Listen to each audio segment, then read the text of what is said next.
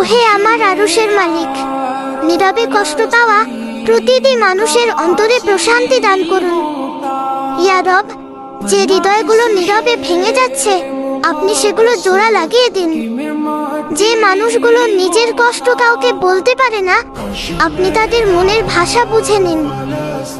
হে আল্লাহ, যাদের বুক ভরা দুঃখ, তাদের বুক হালকা করে দিন। যাদের চোখে অশ্রু জমে আছে, সেই অশ্রুকে আপনি হাসিতে রূপান্তরিত করুন। ইয়া রহমান, প্রতিটি কষ্টের বদলে তাদের জীবনে শান্তি ও স্বস্তি দান করুন, আর আমাদের সবাইকে আপনার রহমতের ছায়ায় রাখুন। ওহে আমার আরশের মালিক, নীরবে কষ্ট পাওয়া প্রতিটি মানুষের অন্তরে প্রশান্তি দান করুন। ইয়া রব, যে হৃদয়গুলো নীরবে ভেঙে যাচ্ছে, আপনি সেগুলো জোড়া লাগিয়ে দিন।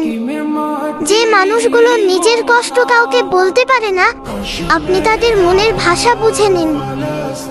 হে আল্লাহ, যাদের বুক ভরা দুঃখ, তাদের বুক হালকা করে দিন। যাদের চোখে অশ্রু জমে আছে, সেই অশ্রুকে আপনি হাসিতে রূপান্তরিত করুন। ইয়া রহমান, প্রতিটি কষ্টের বদলে তাদের জীবনে শান্তি ও স্বস্তি দান করুন, আর আমাদের সবাইকে আপনার রহমতের ছায়ায় রাখুন।